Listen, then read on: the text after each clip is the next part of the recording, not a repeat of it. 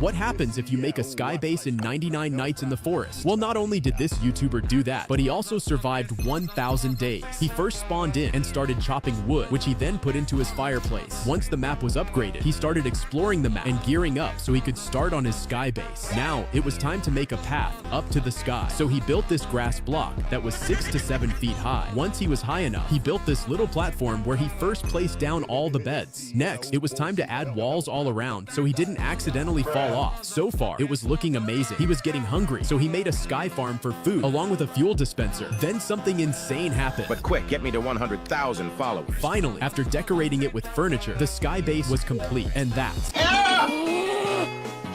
Wow.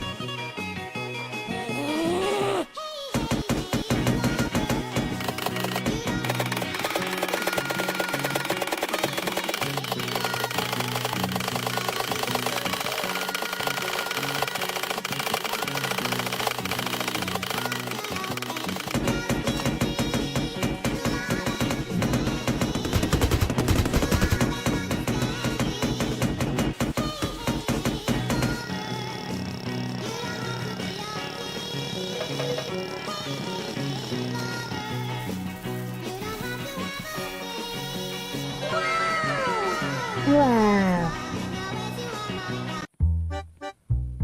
Chop some trees. We need to start fire before night. Okay.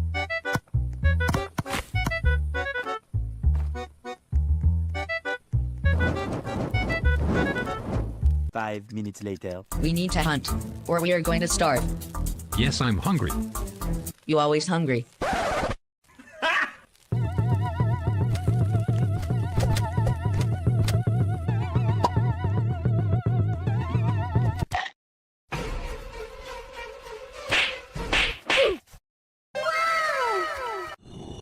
Oh! Ah! Oh my God! Let's cook.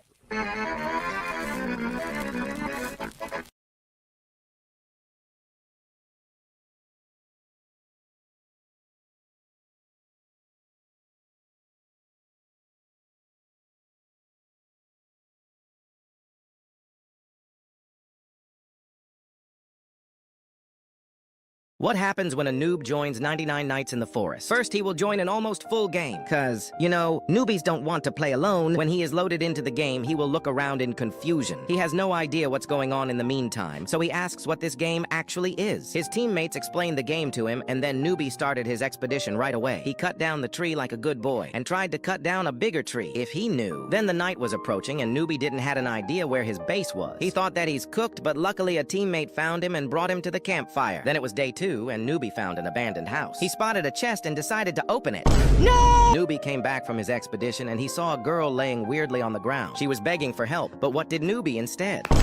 I thought noobs were just racists, but they can also get freaking horny. Newbie was hungry and asked if he could eat this innocent child. Spoiler, he is vegetarian, so no. Then the noob had an intense fight against a wolf. Well, he lost. Then his teammates did a funeral for him. Sad farewell. Newbie then left the game, not as a loser, but as a hero. Subscribe if we should cancel newbie. We're getting a new volcanic biome in this new 99 Nights in the Forest update this weekend.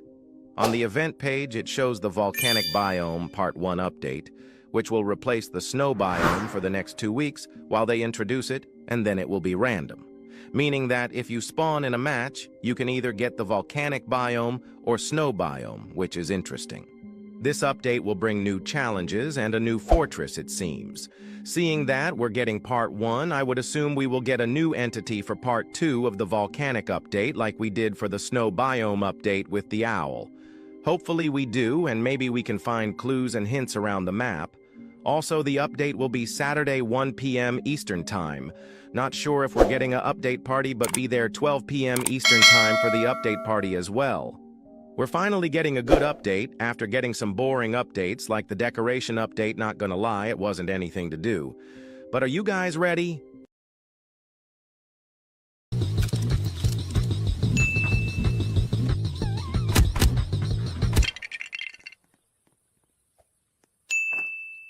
For pet, pelt.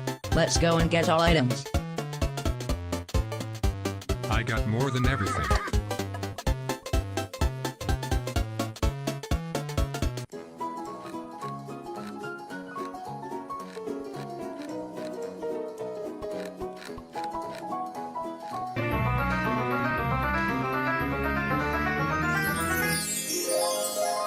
Yes. We finally did it.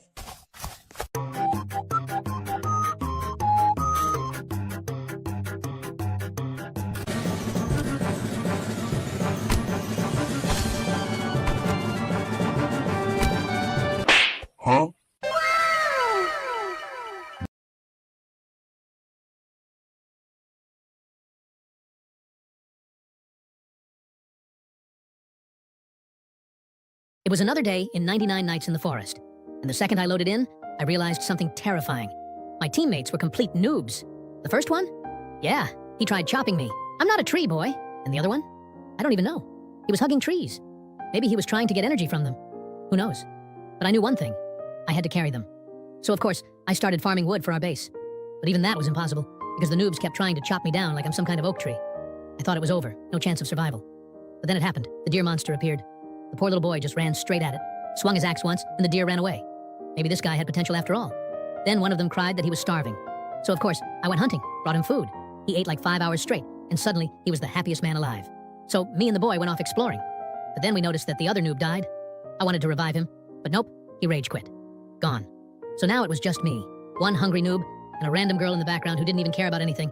And of course, the noob came back begging for food again. So I went hunting again. But while I was out, night fell, and both teammates got jumped by cultists.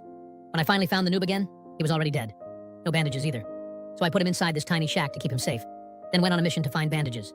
Years passed. Probably decades. But I did it. I found one. I sprinted back to save him only to find out he was gone. I asked the girl where he went. She shrugged. Didn't know, didn't care. So I went looking. I asked the cultists if they'd seen him. They answered with swords.